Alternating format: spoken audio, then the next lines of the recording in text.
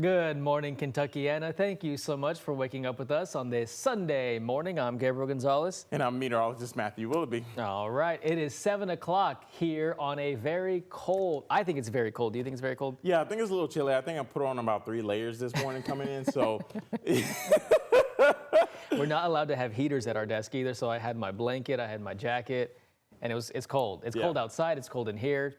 Gonna be cold today. Yeah, I mean, it is December, so we're going to continue to see those colder conditions. Even though our average high is typically 50 degrees, I haven't really seen that over the last couple of weeks, really. Yeah, what is it, like 30? Yeah, it's going to make it cold. 30 and a couple of 40s mixed in for us today, that is. But we'll see some warm-ups as we head towards the middle part of this week. But also something we got to talk about, the elephant in the room, some more rain and snow showers on the way for us as we head towards tonight. Back into Sunday morning. So we do have a weather impact alert day in store for us as we head towards tonight and your Monday morning. So likely going to see some travel impacts on the way for you by the Monday morning, but we'll keep an eye on that, especially with meteorologist Matt Breland in the morning. That Shrine Children's Hospital cam does have just some cloudy conditions out there for you this morning. Paoli at 32 degrees and Louisville at 33 degrees. LaGrange at 31 degrees. Let's look at that visibility for this morning. Yeah, starting to see that improve a little bit. Some areas into southern Indiana did see some patchy fog this morning, but overall, we are starting to see that clear up. Now, our radar does show some rain on radar, but really not reaching the ground for this morning as we stay cloudy. But some areas seeing some really snow showers out there well into the Great Lakes of Lake Michigan, into Chicago, approaching southern Indiana, and into Ohio for this morning overall. So that Sunday coffee planner does have that morning sip just into the mid-30s, but if you need the more hot coffee on the way for you the midday, we'll be right around 44 degrees by this evening into the upper 30s. High temperatures across the area will reach the mid-40s for slightly warmer day with likely some cloudy conditions on the way for us. But next winter weather system is on the way for us as we head towards tonight back into tomorrow, but it does not stop there with more likely on the way by the middle part of this week. I'll be talking about that in your 7-day forecast coming up in just a few minutes. Back over to you, Gabriel. All right, sounds good. Thank you, Matthew. Right now, LMPD has no suspects after a bank was robbed Saturday morning. It happened at a PNC branch off the Watterson and Bardstown Road. LMPD said a man entered the bank and demanded cash. Officers said he then left the bank, but we don't know how much money he was able to get. LMPD's robbery unit is now investigating. If you have any information on the theft, you're asked to call the anonymous tip line at 574 LMPD. State Farm has filed a motion to intervene in the wrongful death lawsuit against Brooks Houck. In July, Houck was convicted of murdering Crystal Rogers and is now serving a life sentence. He's also being sued by Crystal's mother, Sherry Ballard. On Thursday, State Farm, whom Houck's uses for rental insurance, stated in a motion their policy does not apply to any damages in the lawsuit.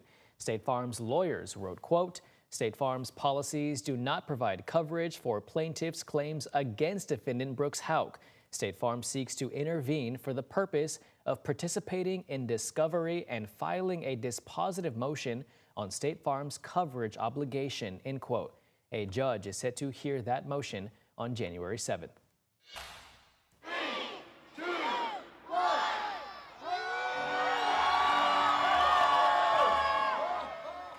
Well, this is the 45th year the Christmas tree lit up in Jefferson Square Park right in downtown Louisville. Since 1980, Light Up Louisville welcomed families into downtown, and this year is the 3rd year of the event, beginning on the first weekend of December rather than on Black Friday.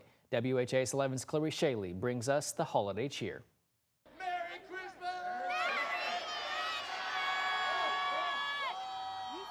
Lighting the holidays in Louisville. It was amazing! Mom's like it and I like the fireworks. I have not saw fireworks coming out of Christmas. I'm coming next year for sure. Light Up Louisville still brings new families to downtown after 45 years. To hear local groups sing holiday cheer. For 5-year-old Belle Eriskog, it's all about turning into a reindeer. What do you think? Good. The Davises brought their son, 17-month-old Ronan. creating memories and traditions. I mean, it's our second year having a kid, so it's a lot more exciting, being able to do these things and kind of enjoy the things that he is like now enjoying. Through Frosty's food court, you'll find Chick La Lou food truck.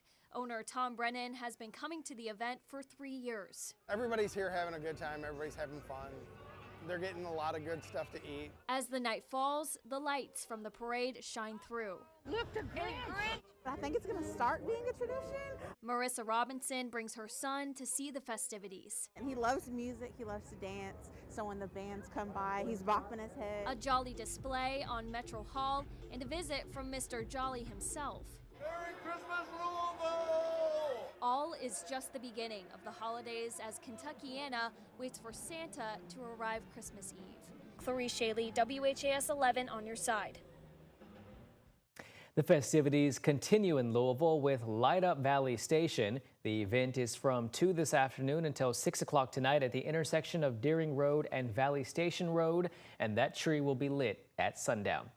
The city of St. Matthews also had a Christmas celebration of their own in Brown Park. Thousands of lights illuminated yesterday evening, and the free event featured letters to Santa, live entertainment, pictures with Santa, and even an arts and crafts station. The light display will run through New Year's.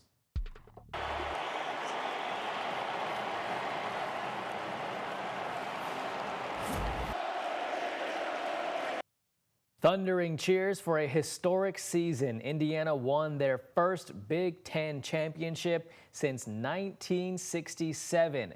They beat the #1 Ohio State 13-10 during last night's game, making this their first undefeated season in 80 years. Their last perfect season was back in 1945. The Hoosiers now have their eyes set on the playoffs.